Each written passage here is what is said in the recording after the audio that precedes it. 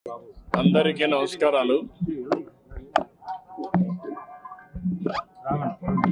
ఈరోజు ధర్మ పరిరక్షణ క్షేత్రమైనటువంటి వెంకటేశ్వర స్వామిని దర్శనం చేసుకుని ఈరోజు మీ ముందు మాట్లాడుతున్నాను. నేను వెంకటేశ్వర స్వామి పాద పద్మాల చెంత పుట్టాను. అక్కడి నుంచి అంచెలంచెలుగా పెరిగి ప్రజాసేవకు అంకితమయ్యాను. వెంకటేశ్వర స్వామి మా ఇంటి దైవం. ఎప్పుడు కూడా ఆయన తలుచుకుని ఏ కార్యక్రమమైనా ప్రారంభిస్తాం.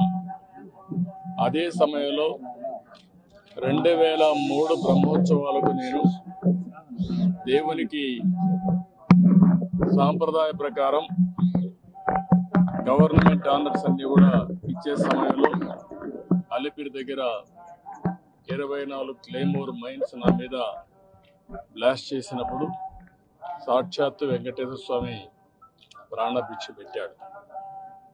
అది నా నమ్మకం, నా విశ్వాసం.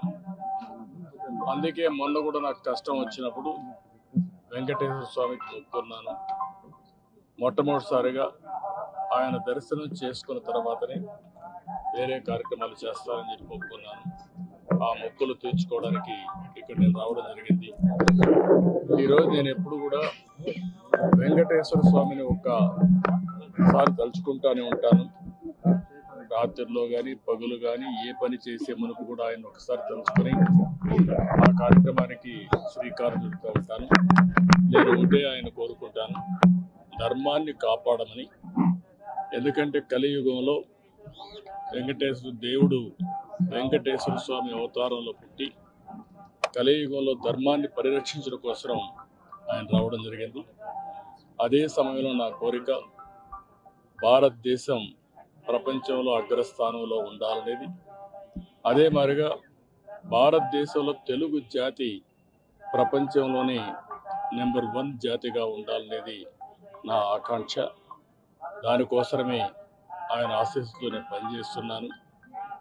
అదేవిధంగా రాబోయే రోజుల్లో కూడా ప్రపంచంలోనే అత్యున్నతమైన నాగరికత భారతదేశానిది. అందులో తెలుగు ప్రజానికం ఎప్పుడు ముందుంటారు. తెలుగుదేశం పార్టీ కాబట్టి అది ఎప్పుడు కూడా భారతదేశం బాగుండాలి, అగ్రస్థానంలో ఉండాలి. అందులో తెలుగు జాతి అగ్రస్థానంలో ఉండాలని కోరుకుంటున్నారు. ఈరోజు కూడా అదే స్వామిని కోరుకుని నా కార్యక్రమాలు నేను ప్రారంభిస్తాను.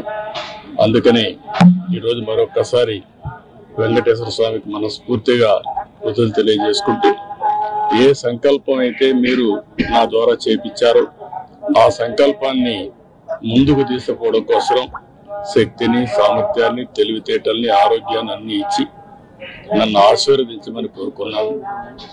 ఇటీవల జరిగిన నేను కష్టాల్లో ఉన్నప్పుడు ప్రజలందరూ కూడా ఇక్కడుండే ప్రజలే కాకుండా ప్రపంచంలో ఉండే ప్రజానికం అంతా కూడా వారి యొక్క సంఘీభావాన్ని తెలియజేశారు. వారికి కూడా మనస్ఫూర్తిగా నమస్కారం తెలియజేసుకుంటూ ఇక్కడ నేను రాజకీయాలు మాట్లాడి ఇక్కడ ఒకటే ఉండాలి, ఒకే గోవిందనామ స్మరణం తప్ప వేరే ఉండడానికి వీలు లేదు. అది నా యొక్క సంకల్పం కూడా ఎప్పటి చేస్తూ వచ్చాను. దానికి కట్టుబడి మిగిలిన విషయాలతో తర్వాత మాట్లాడతాను. ప్రజల్లోకి ఎప్పటి నుంచి రాబోతుంది? అన్ని విషయాలు రాబోయే రోజు నేను మాట్లాడతాను, ఏ విధంగా రావాలనే విషయాన్ని. ఈ రోజు నేను వచ్చింది దేవుని యొక్క కూడా దైవ సంకల్పం ఉండాలి, సహకారం ఉండాలి మనం చేసే పనులన్నింటికి. అందుకే ముందు ఇక్కడికి వచ్చాను. ఇక్కడి నుంచి ఇంకా 2-3 టెంపుల్స్ కానీ మిగిలిన విషయాలను చూసిన తర్వాత నెక్స్ట్ కార్యక్రమాన్ని రూపొందిస్తాం. ఇప్పటికే ప్రజలకు దూరమై ఉన్నారు. మీకు చూస్తే కూడా నిన్న మీరు వచ్చినప్పుడు కూడా ప్రజల్లో వచ్చినటువంటి ఆనందం కూడా ఉంది. రాబోయే రోజులు ఎప్పుడెప్పుడు వస్తారా అని కూడా ఉన్నారు. మీరు తిరుమల ఎప్పుడు స్వామివారిని ప్రార్థించిన తర్వాత ఏదైనా ప్రారంభిస్తారు.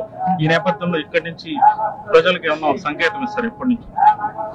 నేను ఒకటే చెప్తున్నా, నా సంకల్పం చాలా స్పష్టం. నేను 45 సంవత్సరాలుగా ప్రజల కోసం ప్రపంచంలో కూడా ఎప్పటికప్పుడు అధ్యయనం చేసుకుంటూ అవి భారతదేశంలో ఉండే ప్రజలకు ఉపయోగపడాలి, అందులో తెలుగు వారు ముందుండాలని నా ఆకాంక్ష. అది చేస్తూ వచ్చాను. మళ్ళీ రాబోయే రోజుల్లో ఏం చేయాలనేది అన్ని విషయాలు నేను మాట్లాడతాను. ఈ రోజుటికే ప్రపంచంలో భారతీయులకు గుర్తింపు వచ్చింది, అందులో తెలుగు వారు అగ్రస్థానంలో ఉన్నారు. భవిష్యత్తులో నెంబర్ 1 కమ్యూనిటీగా తెలుగు కమ్యూనిటీ ఉండాలని వెంకటేశ్వర స్వామి ఏ రాష్ట్రంలో అయితే నెలకొన్నాడో ఇక్కడ అవతారం ఎత్తాడు. అలాంటి రాష్ట్రం నుంచి ఉండే తెలుగు జాతి, నేను ఎందుకంటే మొత్తం తెలుగు వారు ఎక్కడున్నా ఒకటే, అలాంటి వాళ్ళు ముందుండాలి, భారతీయులు కూడా ముందుండాలి. ఈ సంకల్పం కోసం పనిచేస్తాం.